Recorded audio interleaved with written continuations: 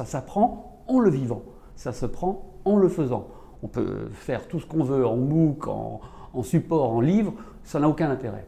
Ce qu'il faut, c'est le vivre, et aussi bien du point de vue cognitif que du point de vue comportemental.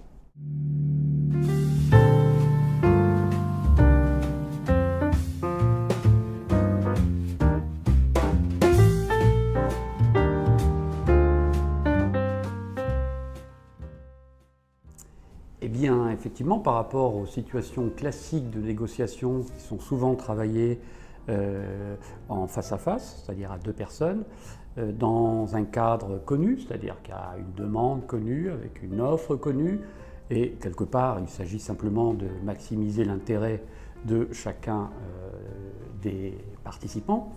En R&D, on est face à l'incertitude. Et cette incertitude change complètement la manière de négocier. Il ne s'agit pas de se partager quelque chose, puisqu'on ne sait pas que va être ce quelque chose. Donc, en fait, on se retrouve dans une situation où il faut être capable de créer suffisamment de confiance entre les deux parties pour affronter ensemble une incertitude radicale. Et en évitant de se dévorer avant même de savoir ce qu'on va trouver. Voilà, je dirais, une des explications majeures du mot complexe derrière R&D.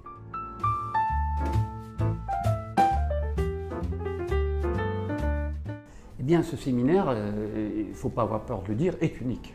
Bien sûr, c'est à moi de le dire. Si je ne le dis pas, qui va le dire? Il est unique parce que, en fait, son concepteur, François Faure, a imaginé mettre ensemble deux approches qu'on pourrait qualifier de cognitivo-comportementales. Ça fait partie des traitements les plus efficaces aujourd'hui, n'est-ce pas? Cognitivo, pourquoi? Parce que d'abord, il faut saisir et conceptualiser la réalité qu'on a affrontée. Or, ce qu'on appelle le fuzzy, c'est-à-dire le flou, le trouble, qui fait quoi, pourquoi, quel est son intérêt, quels sont ses moteurs, quel est son rôle, justement, participe de cette complexité, et il y a des outils pour essayer de rendre un petit peu plus visible l'invisible, y compris pour les gens même qui y sont impliqués. Ça, c'est la partie cognitive, et c'est le professeur qui le prend en charge. Maintenant, l'incertitude génère des peurs, des blocages, des angoisses, tout le refoulé remonte. Et là, pour je dirais, le franchir, il faut du comportemental. Et ça, c'est l'acteur qui va l'apporter. Alors bien sûr, l'acteur, de temps en temps, se fait un peu professeur, et le professeur se fait aussi un peu acteur. Et quelque part, l'idée, c'est de mettre toujours les gens en situation d'expérience, expérientielle, parce que ça s'apprend en le vivant, ça se prend en le faisant. On peut faire tout ce qu'on veut en MOOC, en support, en livre, ça n'a aucun intérêt.